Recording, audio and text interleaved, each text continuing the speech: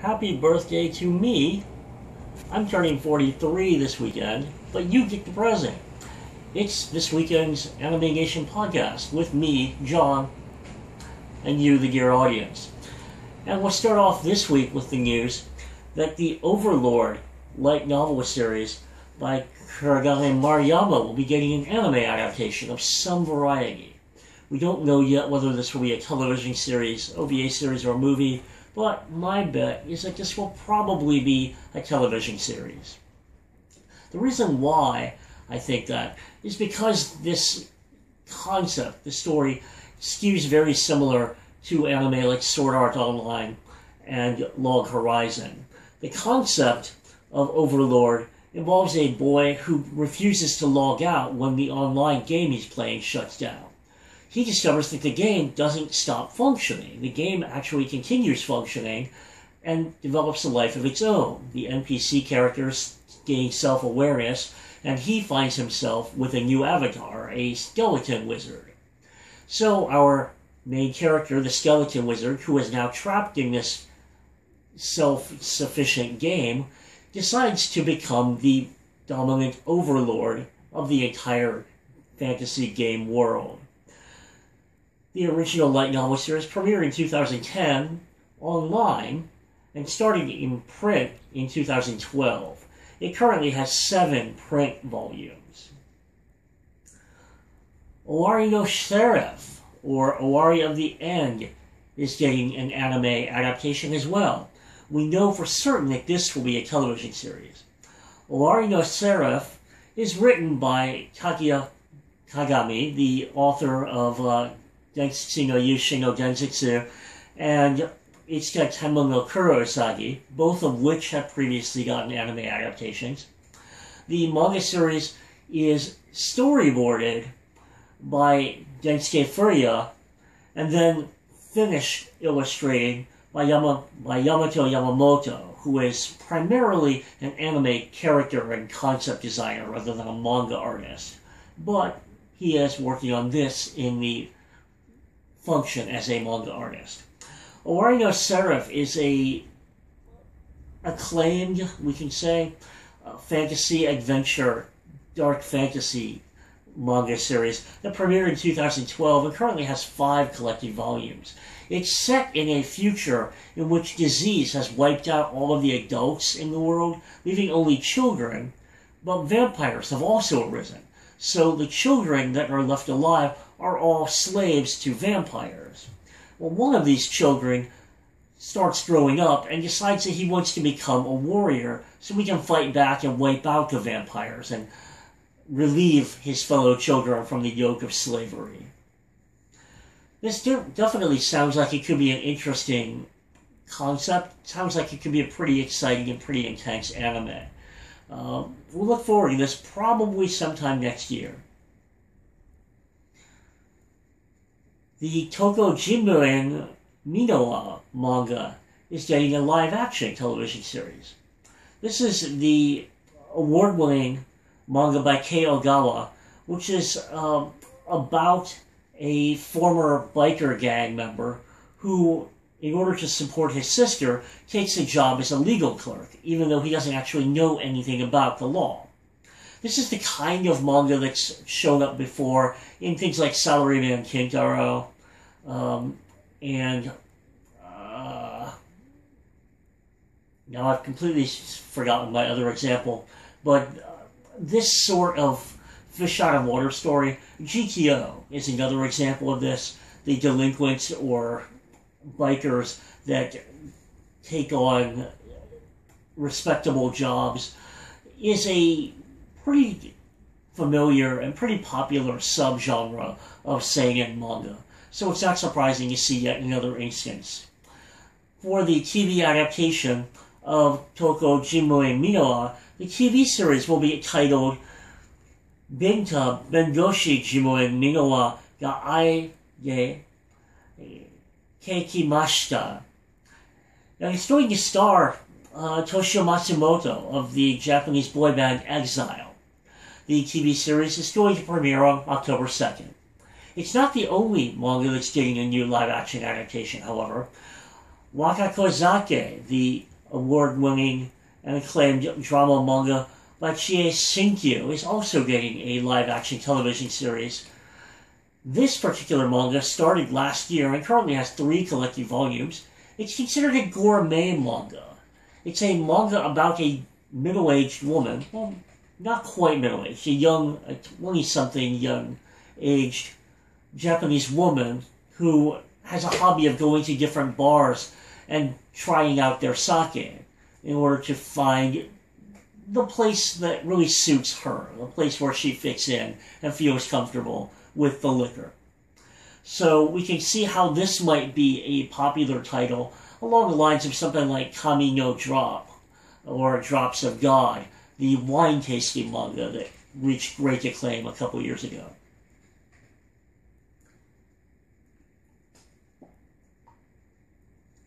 Well, now that Hayao Miyazaki has announced his formal retirement, the Motion Picture Association of Arts and Sciences here in America has decided to recognize the body of Miyazaki's achievement with an honorary Oscar for lifetime achievement in film creation.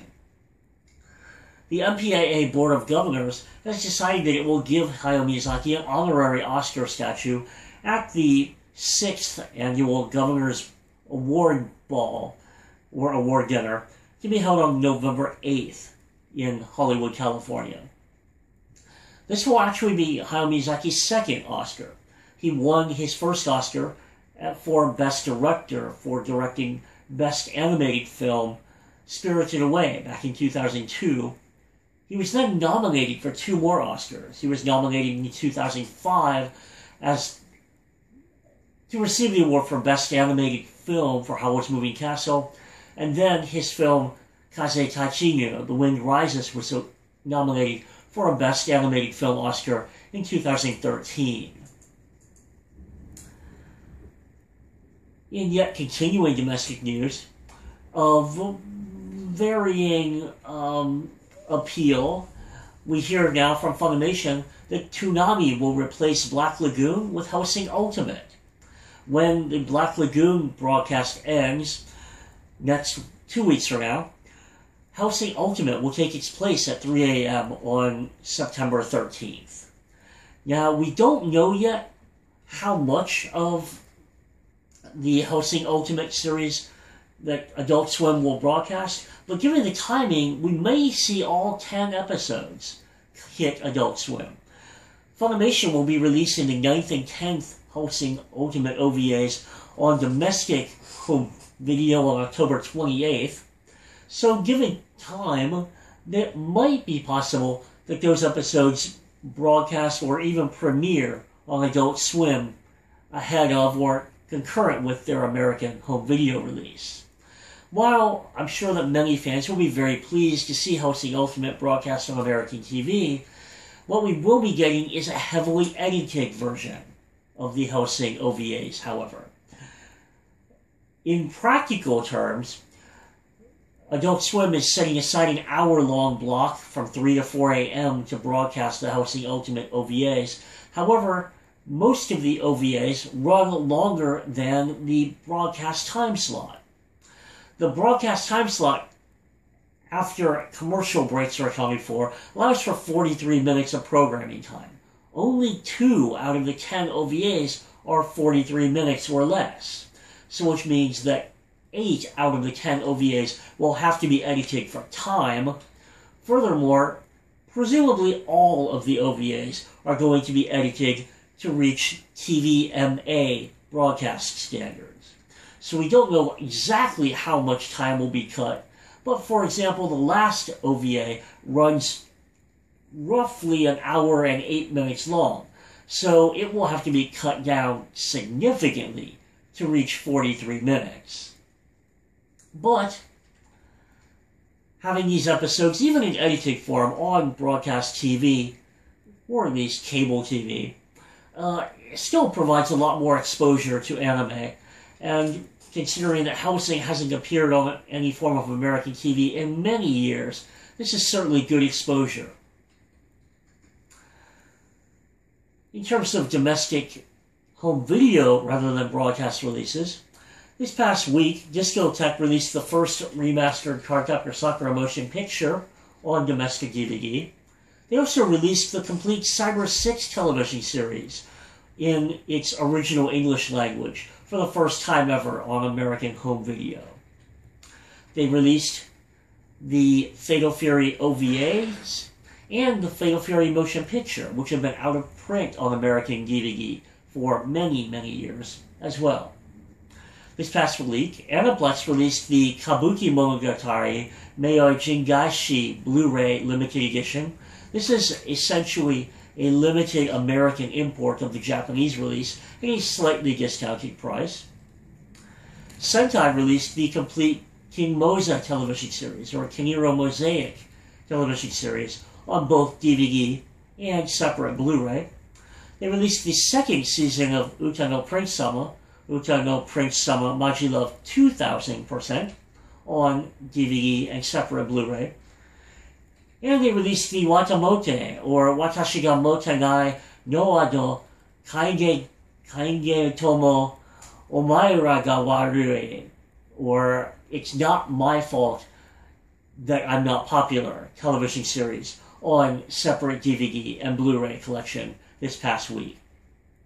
Viz released the complete Seirei no Moribito, or Moribito Guardian of the Spirit television series this week on DVD and remastered Blu-ray. And Voyager Entertainment this past week released the fourth volume of Star Blazers $21.99, known in Japan as Space Cruiser Yamato, or Uchisanken Yamato $21.99. The Cardcaptor Sakura first movie has been out of print on American DVD for many years, and up until now has been moderately expensive on the collector's market, so it's nice to have that back out in circulation again. Cyber 6, some of you may recall, was a Canadian co-produced Teletoon production animated by TMS. The series broadcast on Canadian and American television series a year before it aired on Japanese television series. So while a Japanese language audio track does exist, the American DVD release presently is the original English language version only.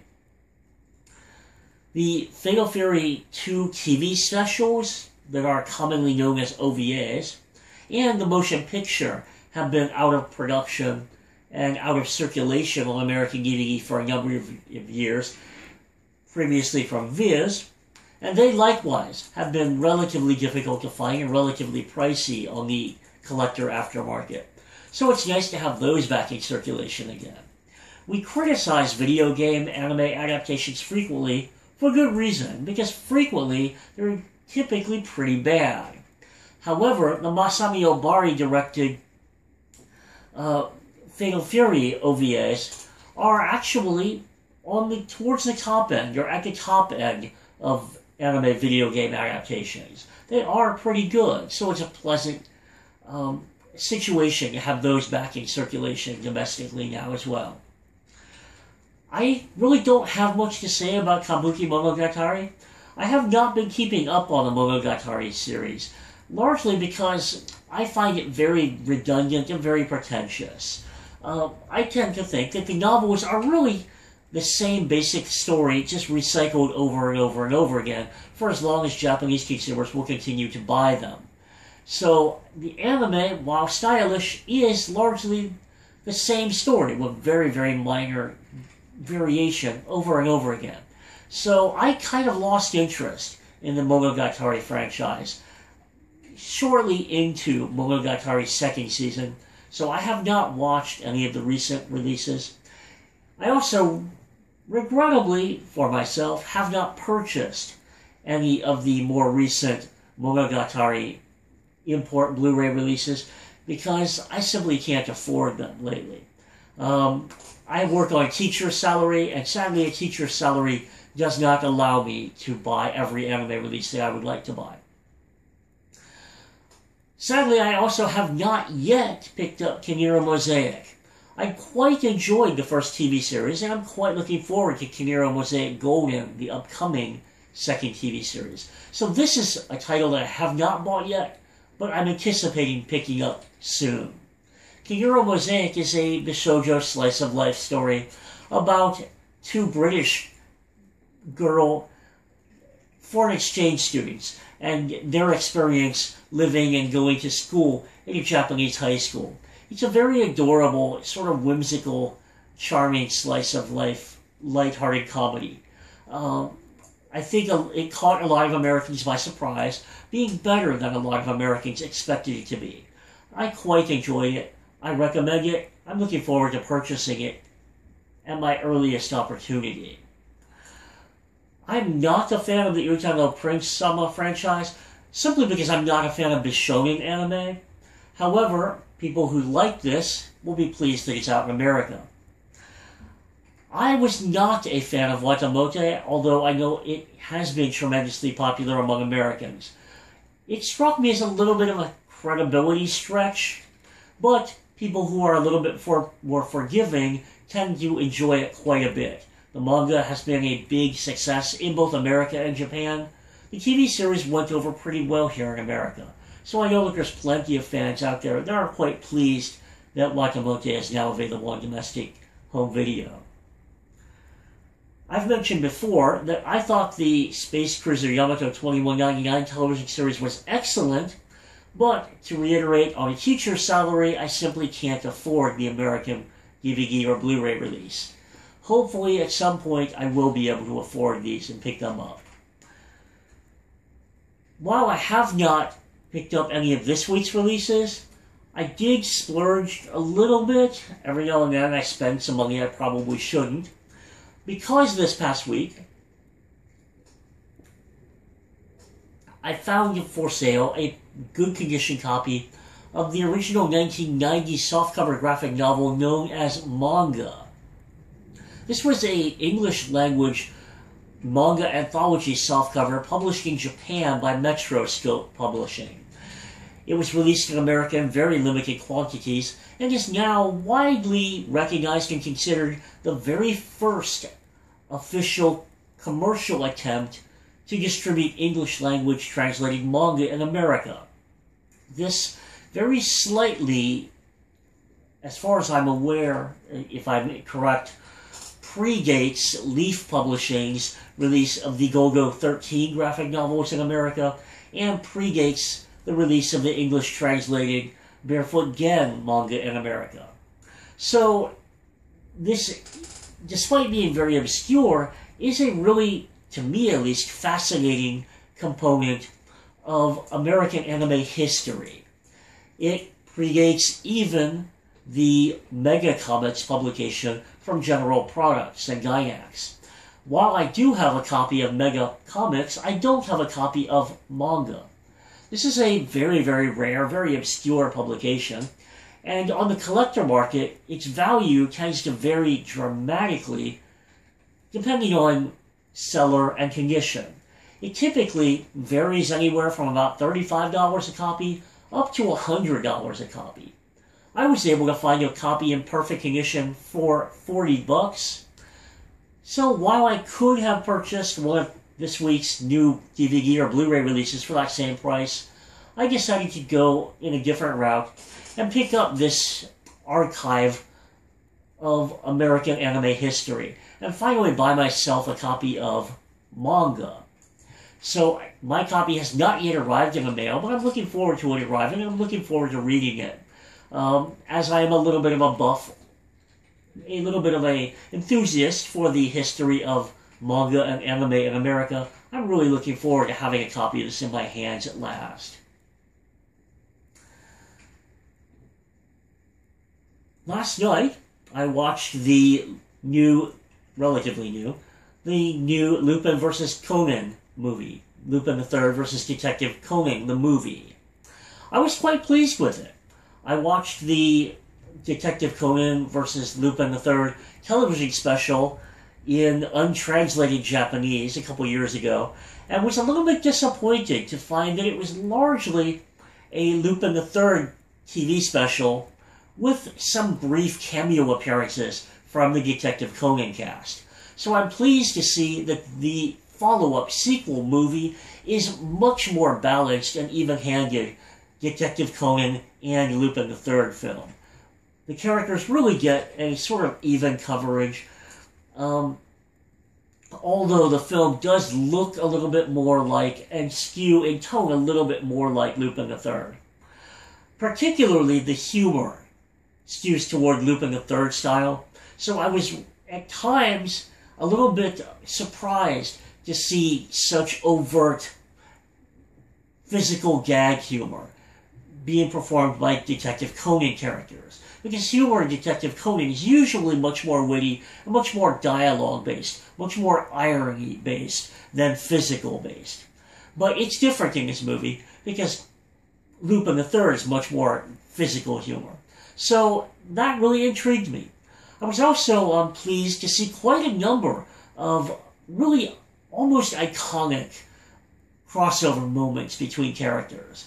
For example, a showdown at gunpoint between Lupin and Conan, having Haibara and Fujiko Mie nude in the bath together. Moments like that are moments that we just don't see very frequently in anime.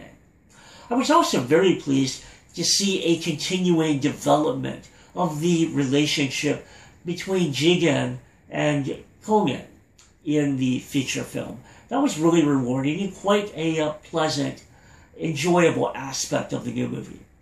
However, I did find that, as I was warned, the motion picture, the theatrical film, is a direct continuation of the TV special from a few years ago, so it makes some relatively obscure direct references to the TV special. So my recommendation is, if you're going to watch the new movie, make sure that you're really boned up on the original TV special. Remember the details of the original TV special, because the movie references them and expects people to remember them in a bit of specific detail before watching the new theatrical film. I've also been recently catching up on the second half of the Mushishi Zokuso television series, the second Mushishi television series. I find the series still very, very good, but I find the tone, especially in the later half of the second TV series, to be a little different than the original television series. I find that especially in the second series, the episodes are not quite as grim, not quite as depressing as they were in the first series. So that's a very noticeable, appreciable difference. The other difference I find may be an inevitable aspect of Yuki Urashibara's development with the manga. One aspect of the original manga that was so fascinating and so intriguing is the way that it felt so believable and so natural. The original television series in the early volumes of the manga really felt as though they could actually be real Japanese mythology, real Japanese history, real Japanese culture. Now, in the later episodes in the second series, the Mushishi are treated so much more commonplacely. They're so much more frequent. They're treated with so much sort of second-hand familiarity that they don't feel quite as unusual. They don't feel quite as foreign anymore. And therefore, they don't feel quite as believable anymore. They seem more like Monster of the Week sort of components now. So while the stories still are very intriguing, they've lost a little bit of the authenticity, a little bit of the credibility that they had very, very early on. So I'm a little bit disappointed by that. However, I think that evolution in the story was probably unavoidable, given the length of the story.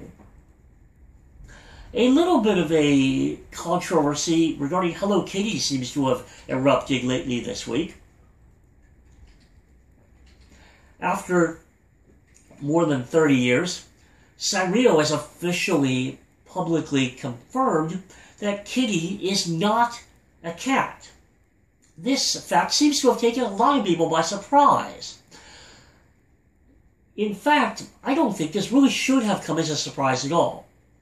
Now, certainly, for 30 or 40 years now, it's been commonplace to refer to Hello Kitty as a cat. After all, her name is Kitty. Kitty White, in particular, to be specific. But I think we've all, in the back of our minds, known that Kitty is, first and foremost, a mascot character. So that's, in particular, what Sanrio has come out this past week and confirmed. Hello Kitty is a mascot character. So Hello Kitty is not, strictly speaking, a cat. Hello Kitty does not chase and eat roaches or lizards. Hello Kitty does not eat cat food. Hello Kitty does not cough up hairballs. Hello Kitty does not walk on all fours. Yes, I think those things are true.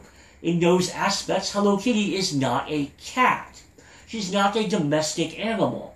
She's not, by human standards, a lower animal, a lower species. But Hello Kitty is not also a human. We think of Hello Kitty as a girl. Now that's not necessarily to say human girl. She's a girl because she's a fictional mascot character. She is whatever species she happens to be. Certainly she has feline characteristics, but I think this is actually the way we subconsciously look at all anime characters. When we look at anime characters, we consciously and unconsciously realize that we're looking at a person, but not a person that we go and meet at the bank when we're cashing our paychecks, not the person that we take orders from when we buy fast food at Burger King. I think we realize that these aren't living flesh and blood people. So that's what Hello Kitty is. That's the way we perceive Hello Kitty as well. So I don't think this really should be any kind of controversy at all. I think in the back of our minds we've all known this, and I appreciate Sanrio coming out and clarifying this aspect because it really brings out to the forefront of our consciousness that anime is an alternate reality. Anime is people that are not flesh and blood. So, I appreciate Sanrio making us consciously deliberate and consciously think about this aspect of anime and fiction culture. Finally, this week, I want to mention that you may have noticed that there's been no Ask John articles up lately. I have received no Ask John email lately. I want to encourage you, send your email my way. I'm always glad to read it. This time period I'm in right now gives me more time to respond to questions. So if you've experienced me not answering questions before, I'm much more attentive right now. But then again, as AnimeNation itself begins to wind down, maybe Ask John is winding down. I do appreciate you sticking with me to watch the AnimeNation podcasts. I do anticipate continuing at least the AnimeNation podcasts. Whether or not Ask John itself winds down remains to be seen. Largely depends on you.